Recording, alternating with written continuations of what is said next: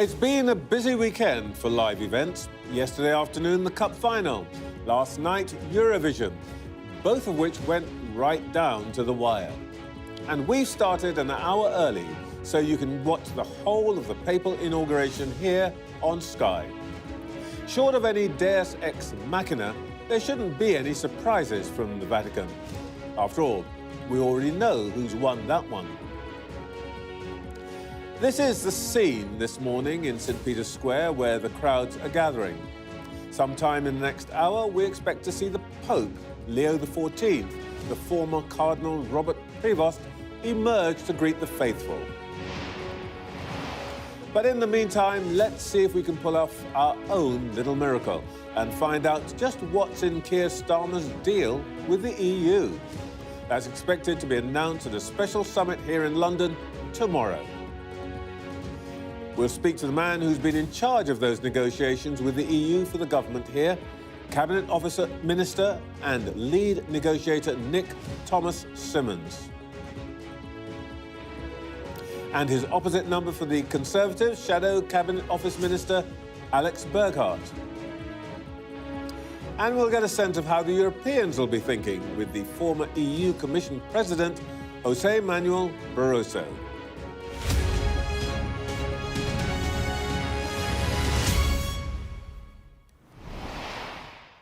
Welcome to Sunday Morning with Trevor Phillips. It's a rare weekend when you can tune into three separate global competitions which all feature communal singing, time-honoured ritual, extravagant, even outrageous costumes, and television audiences of upwards of 100 million people. And it's even rarer when the bookies get all the results so wrong. They had Manchester City over Crystal Palace, Sweden over Austria, and didn't even put Cardinal Prevost in the running for the throne of St. Peter. Well, prediction is a mug's game, as they say. Right now, no one knows exactly what's likely to emerge from tomorrow's big summit between the leaders of the UK and the EU in London. We're not even certain that there's been a deal actually done. However, this morning, the Prime Minister's promising more jobs at home, fewer queues abroad, higher wages in your pocket, and lower costs in the shops. In the next 45 minutes or so, we'll try to work out the odds of any of those promises coming true and whether there'll be any reason to remember this particular Monday. The Cabinet Office Minister and lead negotiator with the EU, Nick Thomas Symonds, is with me. Good morning. Good morning, Trevor. Very good to join you. Have we got a deal with the EU? There is no final deal as yet. We are in the very final hours. I always expected it to go to the wire because we are negotiating extremely hard in the national interest. And what we are looking to deliver tomorrow is a deal that's going to be good for jobs, that's going to help to secure our borders, and is going to help to lower household bills. That's the negotiation I'm still in these final hours. And we will not sign a deal that isn't in our national interest. Oh, well, that's interesting, because, you know, there's always got to be a winner of the Cup final, there's got to be a Pope and so on, but there doesn't have to be a deal. Is it possible that we could emerge from tomorrow with no deal? Because EU's motto has been, there's no deal until there's a whole deal. Look, I'm confident that we can get a deal, but that doesn't mean that we would ever sign anything that isn't in our national interest. But what we've been doing, working extremely hard on this, is pushing everything to the limit, negotiating very hard. That's exactly what the British people would expect of us as we seek to deliver the promises that we made in our manifesto last year, the pledges we made to reset our relationship with the European Union and to deliver for the British people. But we know that Brussels are pretty ruthless when it comes to negotiating, and they could walk away or say we're going to delay it. So you can't guarantee that there will be a deal by tomorrow afternoon. Nobody can guarantee anything when you have two parties in a negotiation, but we've certainly been taking what I've called a ruthlessly pragmatic approach. We want to emerge with a deal, as I say, that we can say makes our borders more secure, is good for jobs and growth, and is bringing people's household bills down. That is what is in our national interest, and that's what we'll continue to do over these final few hours. So actually you're aiming for a large deal rather than maybe a smaller one that would be easy to negotiate? We want a deal that makes a difference for the British people. We have a mandate. Comprehensive? We have a mandate to do it. in the areas that we promised in our manifesto, whether that is around, as I say, security in the very changed and dangerous environment we find ourselves in internationally, whether it's in terms of working together more closely on serious and organised crime, including illegal migration, but also, crucially, jobs and growth. Growth is the number one mission of this government. We want to be putting money in people's pockets, and we want a deal that is good for business, good for jobs. How much do you think this deal, if it goes through, will increase GDP by? We hear numbers like 4%, 2%. What are you looking for? Well, look, you can always have these different projections, but what we are looking to do is to make sure that on trade we can have that smoother trade across the channel. And I'm hesitating to put any figures on it. We haven't got a final deal yet. But let me just have an order of of numbers. Well, 2%, 20%, 50%. What? Well, let me just explain the issues here that we are trying to solve. We have a situation where leading supermarkets are calling out for a deal on things like food and drink products. Why? Because we have lorries stuck for 16 hours and food rotting. The current deal isn't good for our producers, our farmers, who have just got red tape, paperwork preventing them being able to export their goods. British people who, in the security environment we find, could find themselves with better law enforcement tools and finding themselves safer. So we are trying to deal with a status quo that isn't working for the British people. All right, we'll seek to improve it. Well, let's take that point about supermarkets. Prime Minister says that you're going to get a deal that will reduce the cost of product in supermarkets. How and by how much? So with respect to a deal on agricultural products, on food and on drink, we promised in our manifesto that we would seek to negotiate a deal like that. We've got a democratic mandate to do it.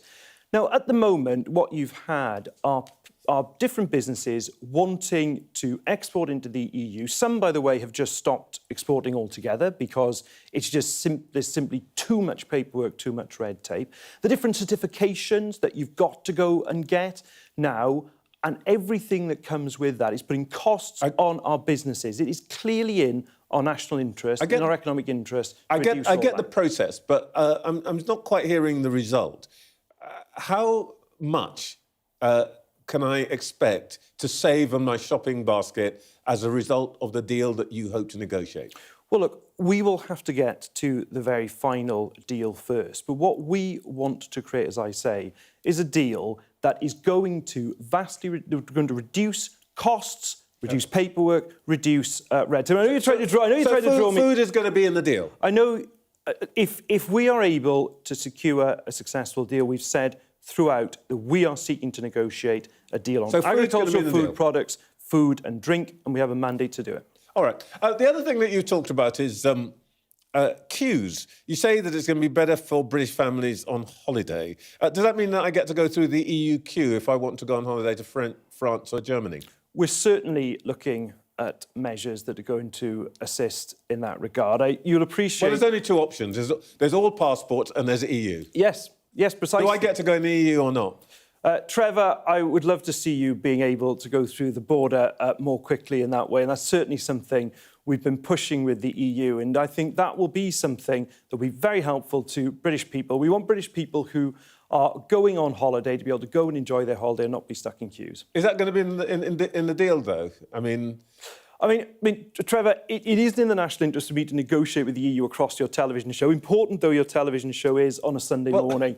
But certainly... I just want to know that you want to see all British holiday makers going through the airport faster, not just me. Certainly we do. Certainly we want to see British holiday makers, British travellers going through those queues more quickly, yes. OK, let's talk about what's not in the deal. Fishing? Well, on fishing, what we have always said is that we will act in the best interests of our fishers. We want to see emerging a deal that is good for them. And just, we've been talking about a deal on food and drink. One of the issues that our fishers have faced is additional red tape when they are exporting to the EU market.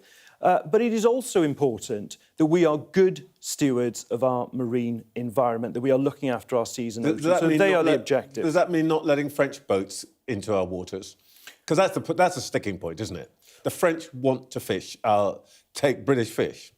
Well, the position we've always taken on fish is we were left with a situation by the last government where the 5 years that they had negotiated comes to an end next year. So whoever was in government at this stage would have to deal with that issue.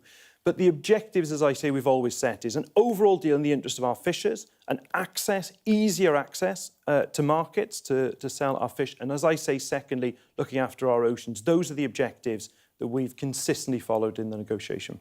All right, well, look, let's turn to, if you might call it the third rail of this, which is free movement or not.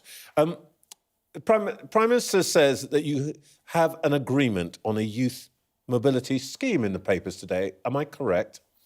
Nothing is agreed until everything is agreed. So that's the situation with regard to that. But what I've said, what the Prime Minister... But it's on the table. What I've said and what the Prime Minister has said is that we would be open to a smart, controlled youth mobility scheme. But I should set out, we will not return to freedom of movement. We've currently got 13 youth mobility schemes with countries at the moment. I get that, but let me tell you why this is so mysterious to me. And I'm going to play you a clip now of your colleague Yvette Cooper talking to me in that chair just a few weeks ago.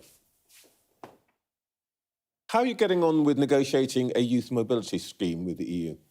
Well, we've been clear that we need net migration to come down. Under the Conservatives, net migration quadrupled in the space of 4 years. That was the wrong thing for the UK. So we're clear that net migration needs to come down. So that's why this is not an approach that we are looking for. So no youth mobility scheme? That's not the right starting point for us at all, because what we need to do is to bring net migration down. So if you get a youth mobility scheme in this agreement, when is Yvette Cooper going to resign?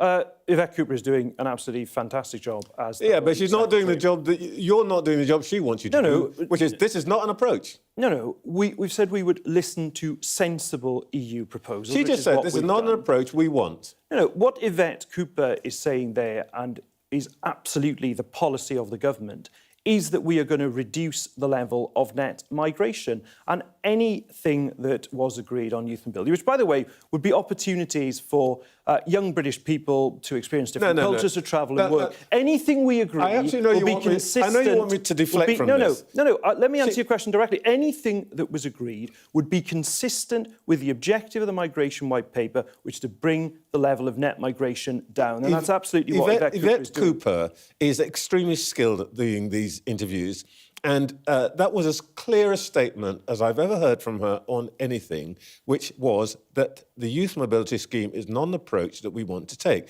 That was a few weeks ago.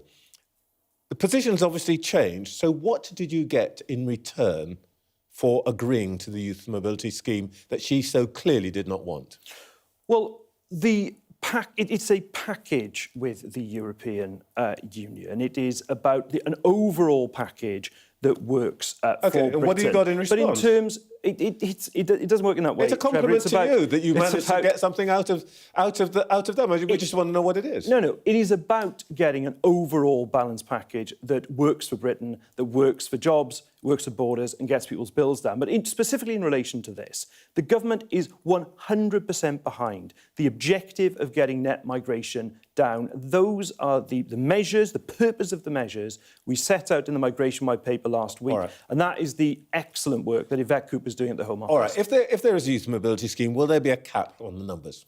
We've said it has to be controlled, it has to be smart and controlled. Forgive me for not being drawn any further, Trevor, negotiating across your show, but as a matter of principle... If there isn't a cap, it's unfettered. No. I mean, there were more than 1 million young people who came to this country from the EU between 2004 and 2015. If there isn't a cap, that's what we're talking about. Yeah, it has to be controlled. I've said that has to be controlled, absolutely. But the point I would make again is the promise we've made is not going back to freedom of movement. We have, for example, a youth mobility scheme with, say, Uruguay, for example. Nobody says that we have freedom of movement with Uruguay. There are not a million people coming here from Uruguay. We're talking about a smart, controlled scheme, and that's what we are negotiating forward. All right. Just one small thing about diplomatic niceties. Last week, the Prime Minister went to Albania said that we were in negotiation with the Albanians about sending failed asylum seekers there, only to be contradicted on the spot, in public, by the Albanian Prime Minister. I hope we're not heading for another awkward moment in which he says there's a deal and the EU boss, von der Leyen, pops up and says, no, there isn't. Well, look, in terms of the relationship with Albania, I mean, what was agreed as a result of the Prime Minister's visit is that we will continue to deepen the work that we are doing together on forensic evidence with Albania. That will mean, by the way, fewer dangerous criminals on our streets here. So but you didn't get him to say, yes, we're going to do a third country deal. Well, with regard to the third country deal and offshore processing, the government is looking at a range of options on that because the government is seeking to deal with this problem of illegal migration. That's what the British people expect of us, and that's exactly what we're doing. All right. Let me ask you just very quickly about a couple of other things. Part of the deal that you've been negotiating concerns security, particularly in the light of Ukraine. Yes. Do you agree with Mr. Trump that nothing is going to happen until he and Mr. Putin meet face to face? Look, I do think that it is the ball is very much in Vladimir Putin's court. And let's be fair, Vladimir Putin could stop this war today if he wanted to in Ukraine after his illegal invasion in 2022. President Trump has made clear that he wants peace. That is the objective of the United Kingdom and countries across Europe. It is Vladimir Putin who is failing to come to the table. And that is what should happen. The challenge is to Putin. If Putin wants peace, he's the one who has to do that. Well, the reason I ask this question is that if it is the case that it depends on a meeting between Trump and Putin, what is the point of all these heavily publicised minuets between Macron and Merz and Starmer and Zelensky? It all depends on Trump, doesn't it? So why are they all waltzing around European capitals pretending that they make a difference? It depends on both. It depends on the United States, but it also depends upon Europe stepping up on defence. That's exactly what this government is doing, spending 2.5% of GDP on defence by 2027. And the real leadership role the Prime Minister has been showing on leadership with other European nations and the United States on the coalition of the willing in Ukraine. It's taking Europe and the United States working together. But the issue is with Vladimir Putin. Overnight, there's been bombing in Gaza. What is our government's position now? What are we saying to the Israelis? Well, look, deeply distressing scenes and stories again overnight. The situation in Gaza is intolerable. We have to see a ceasefire. We have to see humanitarian aid getting into Gaza and the hostages being released. And whilst a two-state solution has seemed so distant at times in recent years, that remains the only viable solution, and that's what we've got to continue to press for. Just last question before we go, just a domestic question really, small point. All the newspapers I read yesterday were saying that you're about to U-turn on the winter fuel allowance cut. Are they wrong? Well, look, that was a difficult decision the government had to take because of the awful state of public services and the £22 billion black hole that we inherited. We, of course, protected the very poorest by means testing winter fuel. People on pension credit could still get it. We, of course, increased the household support fund as well. But that remains the policy. It was a decision that we had to take due to the situation we inherited. So no reconsideration? Well, look, around conversation, if there are conversations about reconsideration, I'm sure you'd understand, Trevor, with the work I've been doing on the negotiations, I wouldn't be a part of those. Nick Thomas-Simmons, thank you for your time this morning. Thank you. Good luck tomorrow. Thank you. Well, in the next hour, we'll be calling it a day early here and taking you to our coverage of the new Pope's inauguration Mass. Here's the scene live now this morning at Vatican City, where people are already gathering and preparations are being finalised. And there's going to be an enormous show, pretty much more colourful even than last night. There's going to be full coverage here on Sky News throughout the day. And we'll be going back to Rome very soon. Well, There we are, actually. It's extraordinary.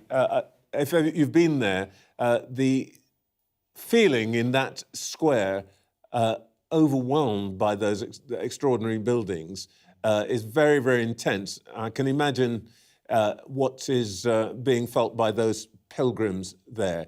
I don't know how many thousands fit into St. Peter's Square, but I suspect that there are many thousands outside also waiting for the new Pope to appear. We will come back to this later. Now, the Conservatives have said they'd scrap and repeal any new deal with the EU if it didn't meet their red lines and if it betrayed Brexit.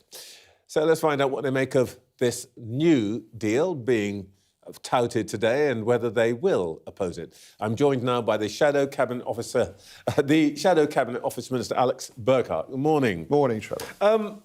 Alex Burghart, if there's a deal tomorrow that includes a youth mobility scheme, will you pledge to reverse it? Well, it depends what the deal is, Trevor. And we still, even at this late stage, we don't know. The government can't tell us whether everyone will be able to come. They can't tell us how old a young person is. They can't tell us what benefits they would get. So I think when people hear about a youth mobility scheme, they think about an 18-year-old coming over and working in a bar. But actually, we may well be looking at a scheme which allows 30-year-olds to come over and claim access to the NHS on day one, to claim benefits on day one, to bring their extended families. You're looking at a continent which currently has youth unemployment at about 15%. Some countries, like Romania, have youth unemployment about 26%. So there are obvious, very considerable disadvantages to the UK if this deal is done in the wrong way. That's very interesting, though, but it sounds like with the right conditions, you'd be up for it. Well, maybe in some very, very limited circumstances, because what the public have been very clear about is that they don't want to see much higher immigration to this country. They want immigration to come down. And if you have an uncapped youth mobility scheme, you're going to have much higher immigration, aren't you? So we had this spectacle earlier this week of Keir Starmer standing up and saying things that he clearly doesn't believe, right, about how immigration is sort of damaging the UK. This is a guy who, all of his career, has said what an untrammeled good immigration is and how immigration laws are racist, who suddenly changed his position on a sixpence. So you've got that at one end of the week. And at the other end of the week, he's talking about an EU youth mobility scheme which would increase Let's stick with you. We don't do psychology on this show, so we can't look into the Prime Minister's mind. I'm pretty sure you do psychology. In other lies, not on this show. But the point about this is, and it's interesting, that you, I think previously as a party, have said that anything that looks like a youth mobility scheme is first step on the slippery slope to free movement. We are not. You're not in absolutely against it. We are not. One of our red lines was that we do not want to see a return to freedom of movement. If you have an uncapped youth mobility scheme that is a return to freedom of movement for part of the population within the EU, and there are obvious consequences to that. So you'd oppose it? Yeah. Well, we still don't know what the deal is, Trevor. But it sounds very much as though it's going to be a bad deal. All right. Look, the Prime Minister. I don't know quite how to put this, but I will put it this. I will put it this way to you. Is it a psychological analysis? No, not psychological analysis at all. Well, maybe a little bit.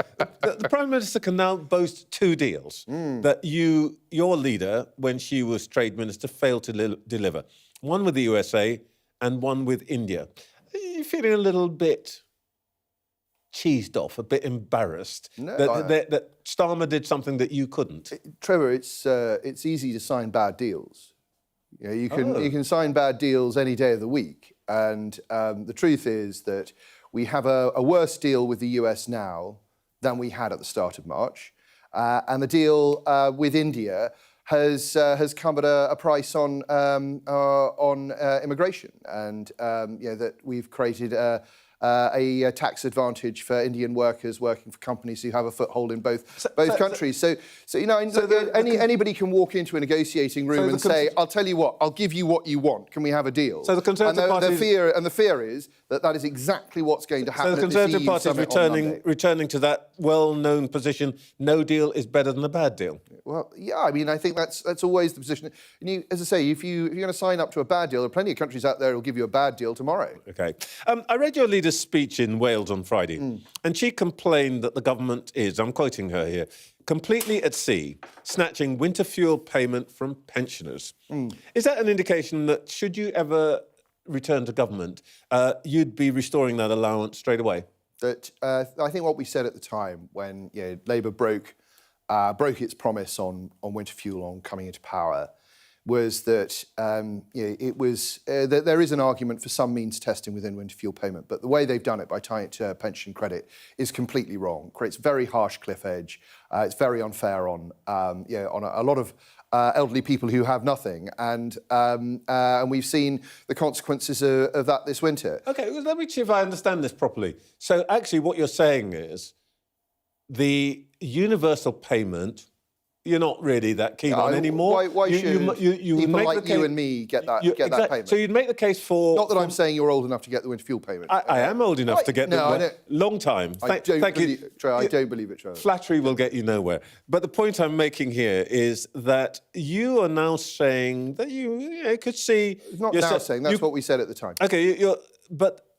snatching winter fuel payments from pensioners is pretty harsh language for something that you would consider yourself, really. It obviously depends on who we're talking about, right? If we're talking about, there are lots of people, elderly people, who are all they've done is means tested to some extent, maybe more harshly than you would like. Yeah, exactly, and that's caused a whole... Because some poor pensioners will get it. And that's caused a lot of very poor people to be deprived of a winter fuel payment at short notice. Make up your mind. Make up your mind. I have made up my mind, and I'm explaining to you exactly why the Labour Party did it in a way that was fair, was unfair, and was dishonest, because it had said that it wasn't going to do this. And the moment it got into power, in common with a whole host of other things, it broke its promises. All right. She also said in that speech that other parties were overly focused on identity politics. There are two things that most voters know about Kemi Badenoch. One, she's anti-woke, and two, that she opposes gender ideology. Pot and kettle here, maybe? Well, she was Equalities Minister, Trevor. It was her job to stare this stuff down. Yeah, but she's been talking about it even long after she stopped being Equalities Minister. Well, it's because the government's been talking about it and she's the leader of the opposition. So I'm not really sure what your point is here. My point is, she says everybody's banging on about identity politics. In her speech, I didn't notice a single economic proposition other than the one we've just been discussing on winter fuel, but quite a lot of language which was about identity politics. Right. So why is she criticising other people for foregrounding something that she herself makes a big deal? I'm not saying whether it's a good thing or not she makes a big deal of it, but why criticise other people for it? Look, she's the leader of the opposition. The government has had to make a huge U-turn on what it believes to be the definition of a woman following the Supreme Court judgment the other week. Of course she's going to call that sort of stuff out. She's leader of the opposition. It's her job. But it's also not really fair, Trevor, to say that she doesn't talk about the economy at all. She's been talking about the economy... Give me one policy you heard in that Welsh speech. She has been talking about the economy ever since she became... One policy she gave in that speech in Wales. Well, Trevor, she gives an enormous number of speeches every week. So, and what she's been talking about, certainly every time I've heard her... She said this is where we start to fight back. Is the fact that in that speech, this government has been the most punitive government for business since the 1970s, has raised national insurance contributions to a level which is starting to crush jobs in the economy. We now have 100,000 fewer jobs in the UK economy than there were a year ago. You'll have heard her talk about that at PMQs on Wednesday. And so this idea that she's not talking about anything else is for the birds. Just very briefly before we end, I noticed she spoke about her Canadian and Australian Conservative counterparts, both of whom lost recent elections they were expected to win. And to make things worse, she said, rightly, that they lost their own seats. Now, this is a rather novel approach to geeing up the troops, to turn up to Welsh Party conference and say, by the way, our counterpart lost elections and my counterpart lost their seat. This is quite novel, isn't it? Well, there are lessons to be learned from that, aren't there? And you know, Kemi very well. Where's the encouragement? You know very well, Trevor, that Kemi is a deep thinker. She's a systems thinker. She is an engineer. She likes to understand problems from the bottom up, and that's her approach to politics as it was to her previous career. Alex Burghart, thank you so much for your time this morning. Good to see you. It is now 8 o'clock, way early for my taste. You're watching Sunday Morning with Trevor Phillips. In the last hour, the government's lead negotiator with the EU has told this programme that no final deal has yet been agreed. Nick Thomas-Symonds said he's been pushing the EU to allow British people to cross EU borders more easily.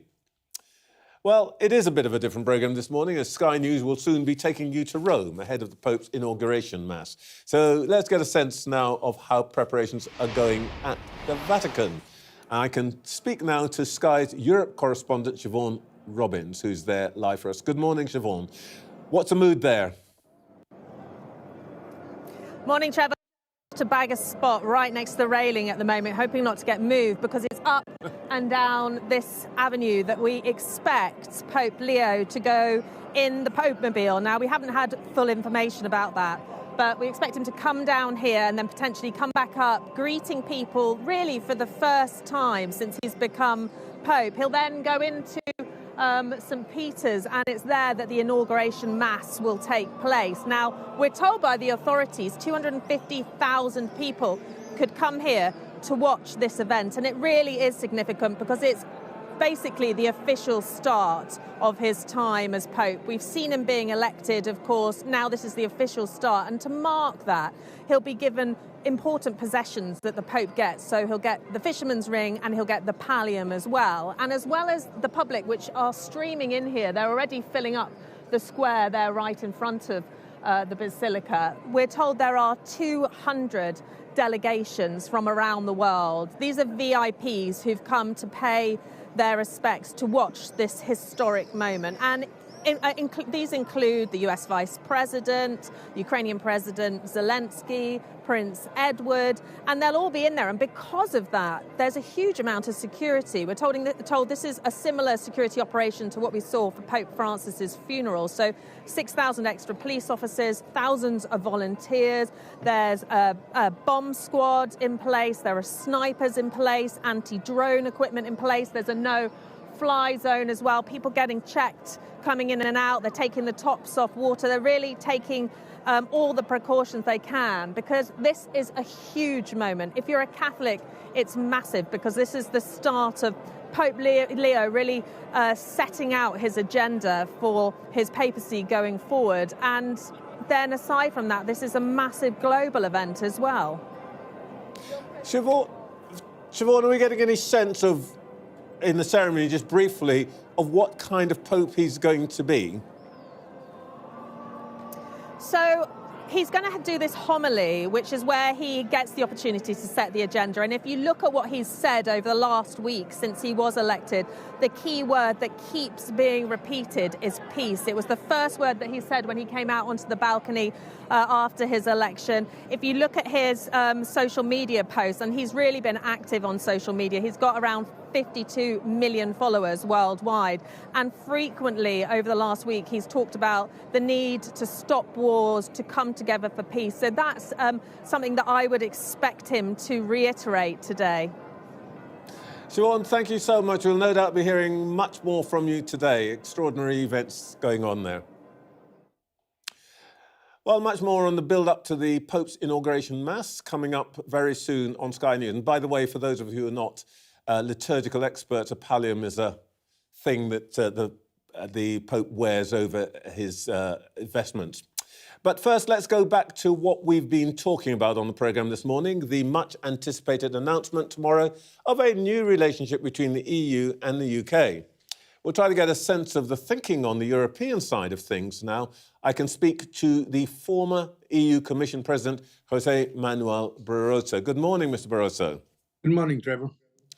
What would you like to see coming out of tomorrow's meeting? First of all, let me tell you that, of course, I remain a very committed European, but I'm not representing the European Union now. So I can't give you my opinion. And what I can tell you is that it makes sense to have a strong commitment, a closer relationship between the European Union and the United Kingdom. And so what I really expect tomorrow, I wish it will happen, is politically a very clear commitment for a closer relationship. We fully respect, of course, the decision of Brexit, while I have to say many of us, including myself, we regret it. But now we have to accept some basic common sense. We are stronger together than divided. Namely, when we see what's going on in the world, a big part of the world is now against us. And when I say us, I mean Europe in general. I mean what we usually call the West. And so in terms of defense, we need to have a clearer cooperation when we see the aggression of Russia against Ukraine. So it makes sense to have what now they are trying to establish is the security and defense partnership. From at the moment we are speaking, as far as I know, there is not yet an agreement. So diplomats are still working to try to find something. There is a willingness, I believe, at political level on both sides to come to an agreement. I have no doubts about that on the European side. But let's hope that some specific issues that are sometimes toxic will not, let's say, prevent the leaders to come to a decision tomorrow. Well, the Cabinet Office Minister, Nick Thomas-Symonds, told me this morning already that there isn't a deal yet, but he's very hopeful. What do you think that the big sticking points will be? Apparently, and the last information I have about it, but probably it's not perfect, was about this old issue of fishing access to the British waters.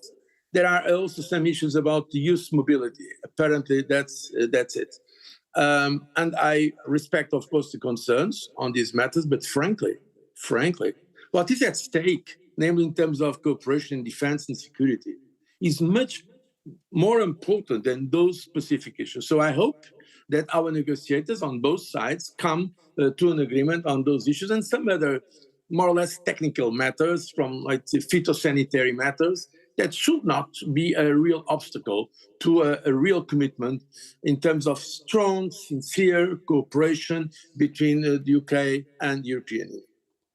But you and I are both old enough to remember the so-called cod wars. Fish has always been a real big sticking point, particularly in terms of, for example, French access to British waters. They are not going to give way on this demand, are they? I always said that fish is a very fishy matter when it comes to European Union relationship. And one thing I know from experience, I was, as you said, was leading the European Commission for 10 years. And also I was in the European Union representing my country as foreign minister and prime minister in other capacities for 12 years. So I was 22 years. So I know a little bit about the system. In Europe, one thing it's important to understand, it's very difficult when the European countries agree one position to change it. So that's why the European Union is difficult as a negotiator. And it's like that it will continue to be. So it's true because it will 20, now today it's 27. The first time I was there, we were 28 with UK. So it's difficult when there is a position for negotiations at European level to change it. At the same time, I have no doubt that politically, including in France, including the president of France, Macron, he really wants to have a strong cooperation with the United Kingdom. In fact, France is one of the most strong advocates among the European Union about closer defense and cooperation relationships. France has a deep geopolitical thinking, by the way, like the UK. So, yes, I'm not in details. I'm afraid I cannot be very concrete. I'm not on the details of negotiations. My overall point is I hope that this issue of fish, it is economically almost, really not relevant, frankly. It's not relevant from an economic point of view. I hope that it will not be an obstacle for the rest. We haven't spoken on this programme before, as I've always wanted to have the opportunity to ask you this. When you look back 10 years, at the point when you left office, the Commission, do you wish that when David Cameron had come to the EU seeking some more flexibility on the rules around freedom of movement, do you ever wish that the EU and its leaders had been a little bit more flexible, that might have led to a different result on the Brexit referendum in 2016? I mean, it's very easy now, looking at the past, trying to see what could have gone other way. But frankly, let me tell you very frank, and the advantage, I'm no longer in politics, so my level of sincerity is increasing day by day. I think it was not that issue that would have changed the result. By the way, I said to David Cameron, because he was kind enough even to inform me before announcing publicly the referendum, I told him, ask anything except that matter. Because from a political point of view in Europe, it will be extremely difficult to accept an exception for the United Kingdom, namely for our Polish, because we have a lot of Polish people in the UK at that time. So the Polish will tell the Germans and the French and the others, how can you accept that now UK accepts you have some exceptions for the UK, so de facto limiting the freedom of movement? When it was the Italians or when it was the Spaniards or when it was the Portuguese, there was no problem. Now that we are there, there is an exception.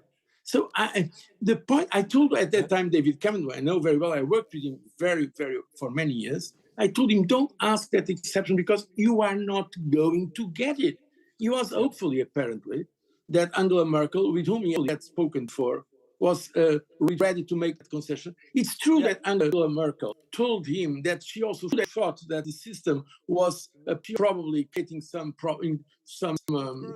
negative effects, including in Germany. But she never told him, I know very well Angela Merkel as well, she never told him that the Europeans are going to give that concession. So it was, from my point of view, I regret it, a real mistake of judgment, error of judgment on the British side. Mr. Barroso, I'm only interrupting you, and there's only one person this morning I'd interrupt you for, and that is His Holiness the Pope, who has now emerged into St. Peter's Square. So I'd love to talk to you more, but I'm afraid we need to cover that. Thank you so much for your time this morning. My pleasure. Thank you. Well, we'll soon be handing over our coverage of the Pope's inauguration Mass in Rome. And you can see the scene there live now. That's the Vatican this morning. I'm delighted to say you'll be hearing our events commentator, Alistair Bruce, none other and none better, talking you through the proceedings. And he's with me now. Good morning, Alistair. Good morning to you, Trevor.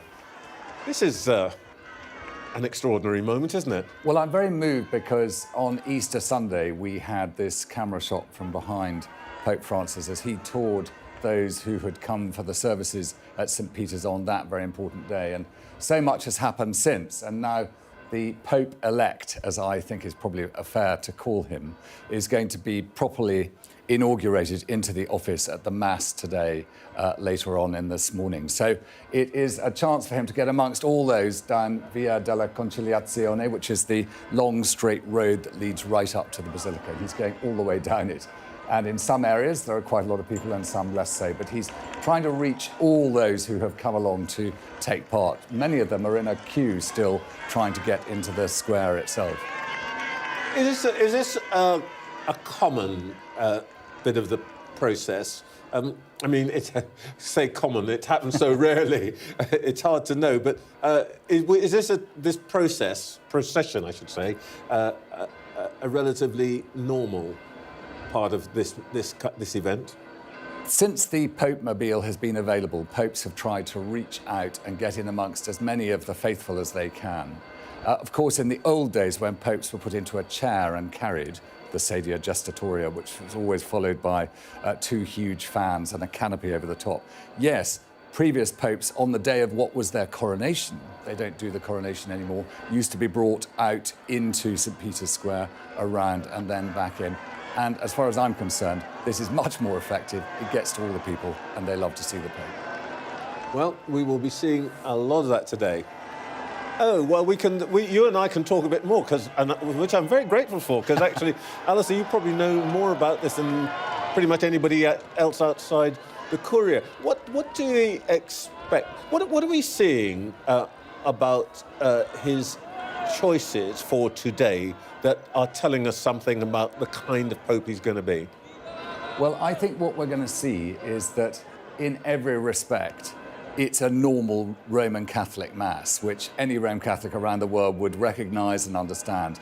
And I think within it, the area where we'll truly get a sense of him and his pontificate is when he gives his homily, which will happen after all the elements of the readings from the Bible and just before they share the Mass, which is the celebration of bread and wine, which are turned into, as Catholics believe, the body and blood of Christ. The controversial question of transubstantiation. That's over right. which people have fought wars. Is it really the body and blood of Christ, or is it something else, and so on and so forth? But without getting too deeply into all of that, the conversation has been really always about, in the last couple of weeks, is he going to be continuity pope? Is he going to be something different? What is your sense from what we've heard from him so far? Because we've seen him a couple of times. Well, he is the 266th successor of St. Peter, making him the 267th Pope. So to that extent, he is a continuity candidate.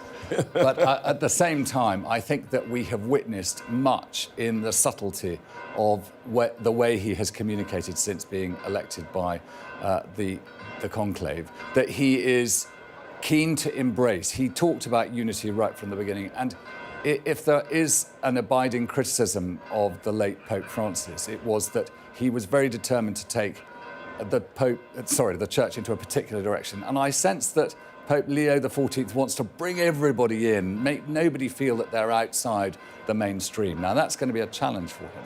But he is an Augustinian, so that has been the flavour and meaning to Augustinians, which is to bring people together. And I expect that's one of the reasons why he was elected.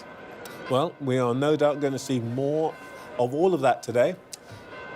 That is about it for me and this rather early, rather short Sunday morning with Trevor Phillips. As we've been saying, we're now going to focus for the rest of the morning on the build-up to Pope Leo's inauguration Mass at the Vatican. And Anna Jones will be with you for that throughout the morning, along with Alistair. So it's goodbye, good morning from me. Over to you, Anna.